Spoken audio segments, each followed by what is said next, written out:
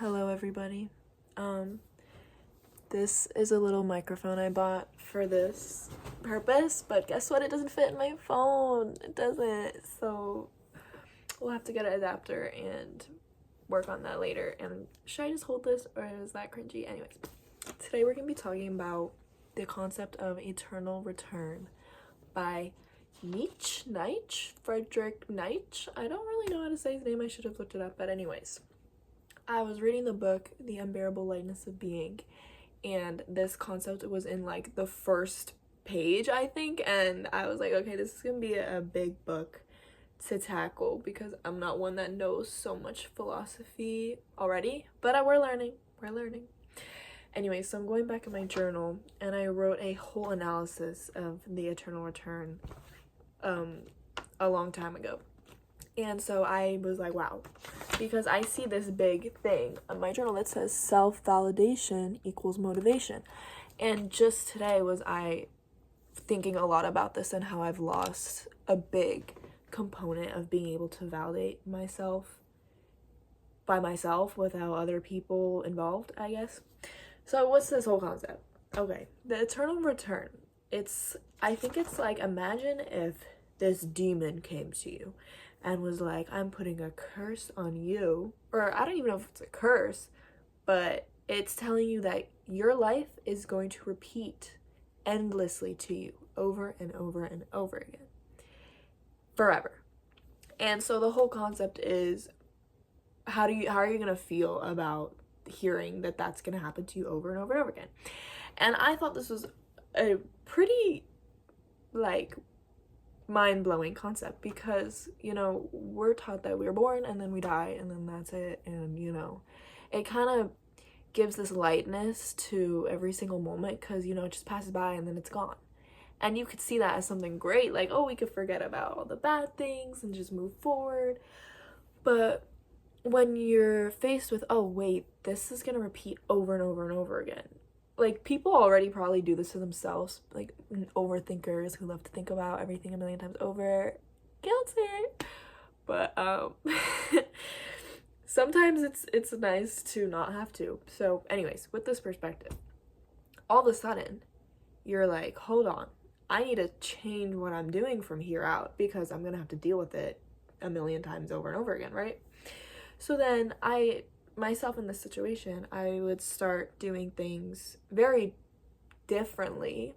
You know what I mean? Like, you'll start doing things you truly only love to do. You're not gonna waste time with, you know, like bad people around you, bad experiences. You're gonna avoid all that because you're gonna prioritize the present moment at a way different extent than you would without thinking that you're gonna repeat it over and over again, right? And at the same time, it makes you look at your past in a different light because you're like, okay, I'm gonna repeat that again. So how about we stop being so mad or like so negatively affected by it and just accept it, because you know what, we'll be there again. It's like it's coming again. And I think that it just adds a whole idea of acceptance, living in the moment. And I also added in here, I'm just like referring to this like 4-page analysis, that it kind of makes you forced to be a better person, like, unless you want to repeat all the bad things you've ever done over and over again. Because let's say, like, I'm thinking the worst thing possible, like someone who, like, the idea of cheating on your significant other, which to me is like the lowest thing a human being could do, right? If you're looking at that and knowing that you're going to repeat it over and over again, I would like to hope that people would probably be less inclined to do it, because I think that there's a whole like detachment that can help people be a bad person when they know that time is just going to pass and, you know, people will forget about it and, you know, you just move forward and it, like, nothing really is permanent, I guess. And it lets people get away with a lot, I think. That I think this is just like, it makes sense, right? So I think with this whole idea, I feel like that would get rid of so many bad things that people do. Or so I'd hope. I think for me, it 100% would. What else do I got in here? Embracing the presence, you know. It's just so much. And I think it's a wonderful way to look at your life. Like, for sure. And I think the beautiful part of this whole concept is if you remind yourself every day, like, whether it's true or not that this eternal return is true, I think that's a healthy way to look at your life, right? It gives it purpose. It gives every moment a purpose. And technically, like, I think the pretty part of a lot of philosophical concepts, right, is like, they're ways of thinking, but nothing's really changing. Like, nothing's being given to you.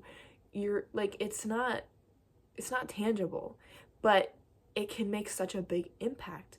Like, nothing is added to your life when you start thinking about this whole concept of eternal return, right?